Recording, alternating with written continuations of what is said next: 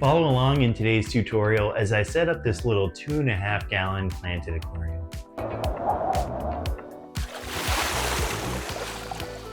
What up, fish friends? My name is Michael with Fresh Flow Aquatics. Hope you're having a great day. I'm excited to be checking out a new tank from Nicrew. You may recognize that company.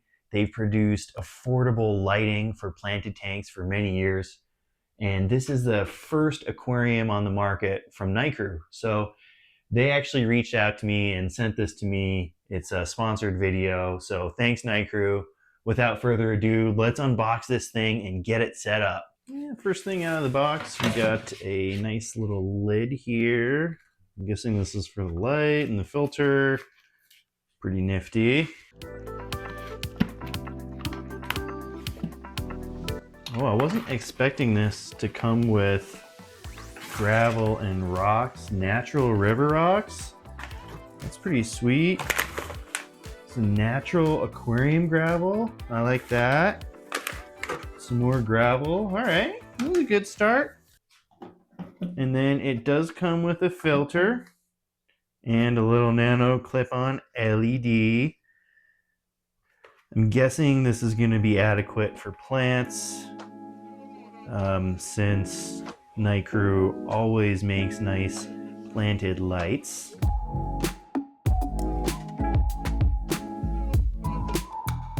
This tank's been packaged up really well, probably because they're being delivered by Amazon. As someone who's worked one holiday season through Amazon, I can tell you those boxes get tossed around. So they've really done a great job packaging this up. Oh, sweet. And then there is a front and back. There we go. The back's painted black. And this is low iron glass. It's got a nice bevel around here. My first impression is that this is a really well put together tank. It's got the foam pad underneath glued onto it, which is a huge pro for me. Tank does come with some really nice river stones, some different colors, and then a couple bags of gravel as well, enough to set the tank up. But I'll be using my own materials because I always like to make my own way in life, sometimes making things more complicated than necessary. I always like to give these tanks just a quick rinse out. Nothing crazy. Wet sponge, then towel to it afterwards. There's probably like glass particulates and other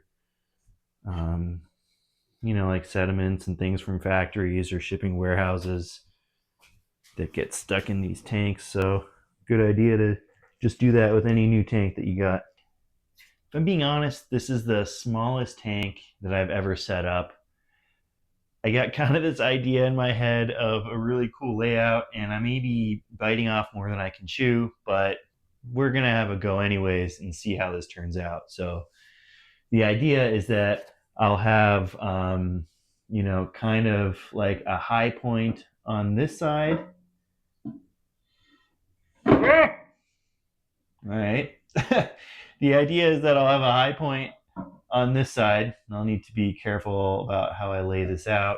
And then I will have this chunk of wood coming down from the high point. And then there'll be sand all along the front. And then it will kind of weave around to the back like a little path, kind of going off into the distance.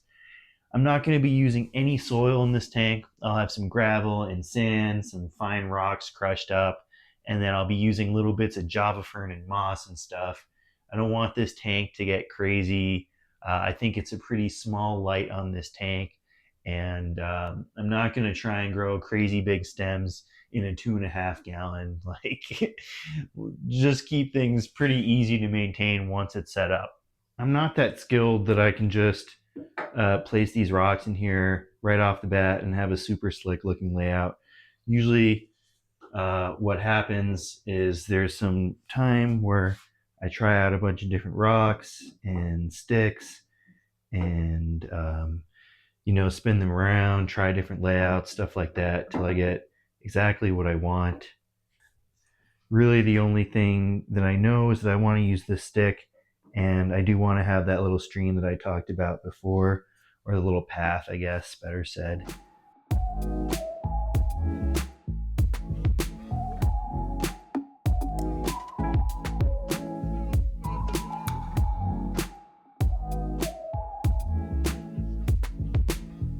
At this point, I keep running into the problem that anytime I put my hand in there, I knock into anything because there's really not much space, and then everything comes falling down. So I'm going to take some silicone here, GE silicone 2.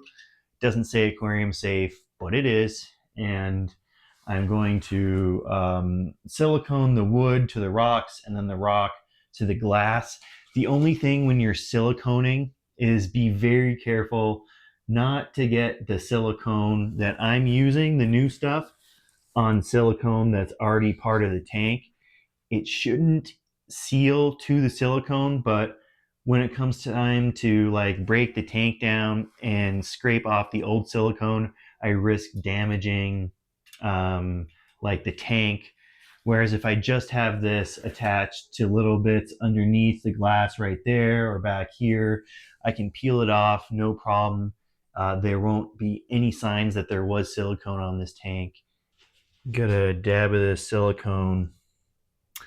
I'm gonna first focus on this big rock here, take this other stuff out, and just get some on the base.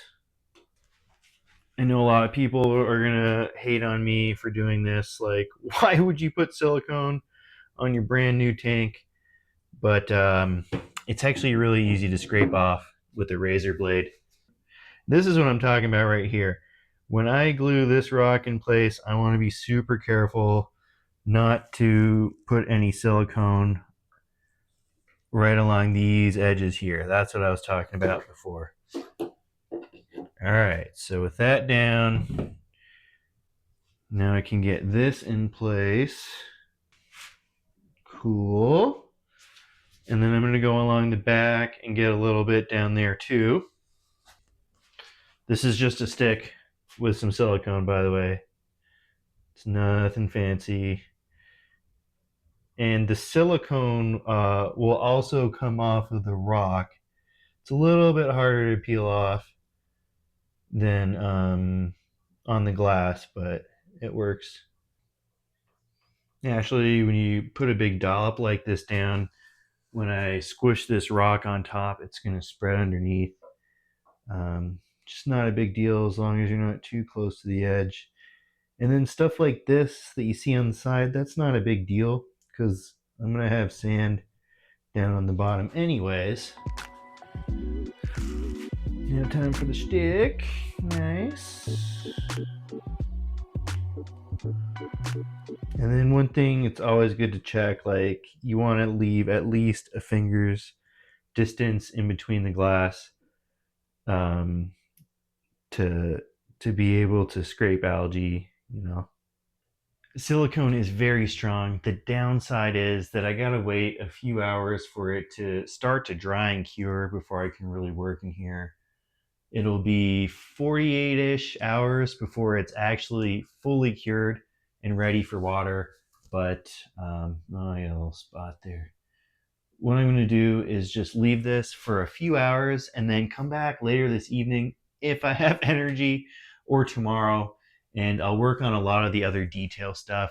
Not everything else needs to be glued into place. It's important just to have these main chunks glued in.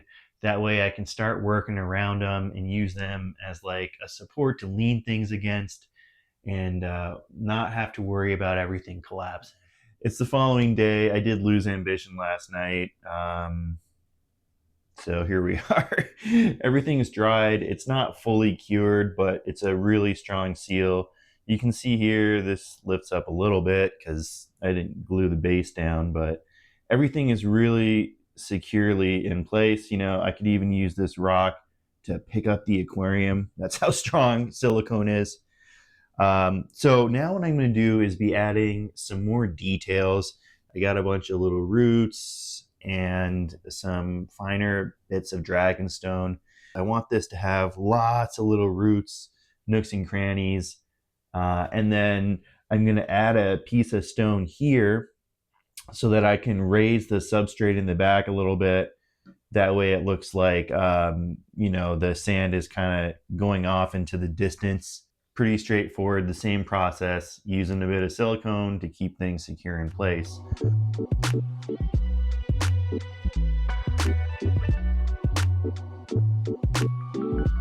In order to wrap up the hardscape, I want to add some detail stones, but I only got big chunks laying around, so it's pretty easy to break dragonstone apart. The only thing is you don't want to start smashing it on your floor because it's going to make a mess everywhere. It's a real dirty stone, but yeah, all you got to do is, like stick it in a towel, wrap it up a little bit, and then you can smash it.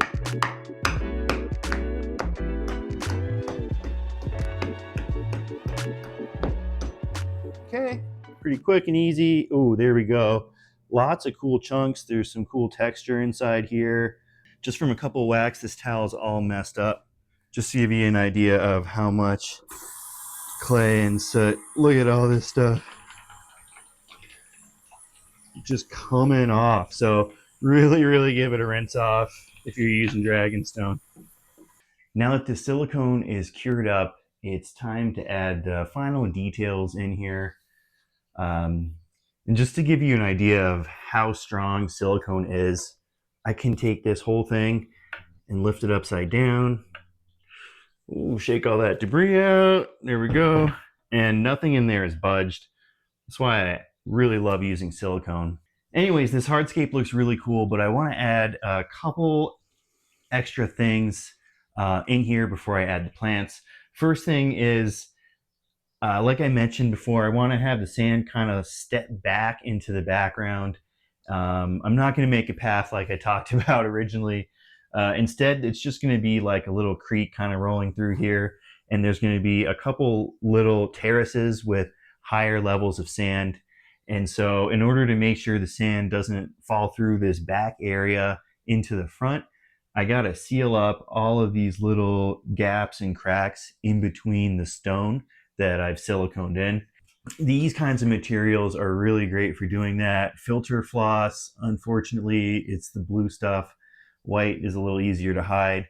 And then I have filter matte and then straight up sponge. So I'm going to use kind of a combination of all three of these to get these areas blocked up. Pour a little bit of sand in, and then some final little bits of dragonstone to just add some detail in between these giant pieces, tapering down into the sand, just to make kind of a more, like a natural blend. So if we're looking at the tank from this angle, kind of hard to tell the gaps and cracks, but come around here and you see these big open spaces kind of along the glass right there. That's where sand is going to pour through. There's another spot. There's another spot. And then back here, this whole chamber is like open space. So I need to fill it in, which sounds kind of like a tedious job, but I'll wrap this up here in just 5 minutes. All right, so starting with this back area over here, I want sand to just be in this area. So I'm gonna wedge a sponge right there. This guy, keeping things as simple as possible. There we go. Wedge it into place and squish it down. That way we won't see the sponge from the front. And then probably add a piece of stone on top of it. That looks really cool. Then working way over to the side, I'm going to take chunks of this filter mat here. And just need to fill like this whole space up here. We just need to block the back, and actually the further back we put it, the less we'll see it when we're looking at it from the front side here. It's a little hard to see this angle here, but basically right here, I want to add another little stone, and I'm not going to use silicone this time. I'm just going to add a little bit of this filter floss, stick the stone down on top of it, and then put super glue, and it should bond within 15 seconds. All right, these holes are looking nice and sealed everywhere. This little pool, you can't really see so well until it's filled with sand. Unfortunately, I missed this spot over here. It's gonna be kind of obvious, so I'm gonna shove a rock in there to cover that hole. Boink, there we go. Got a rock covering that blue filter floss. I got a jar of sand, and I'm just gonna pour it in here. Hope for the best.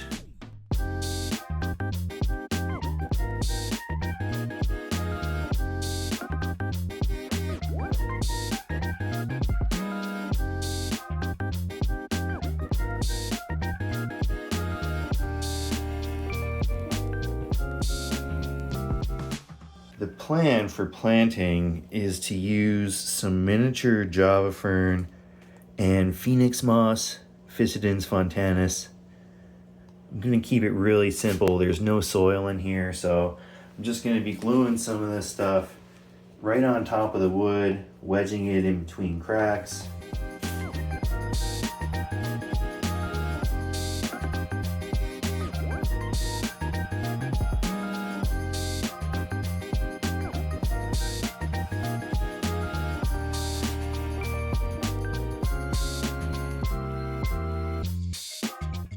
While the tank is filling is a good time to get the filtration set up.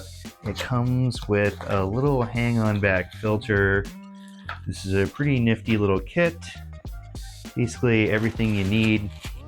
As far as installing the filter, it's a pretty standard hang-on back filter.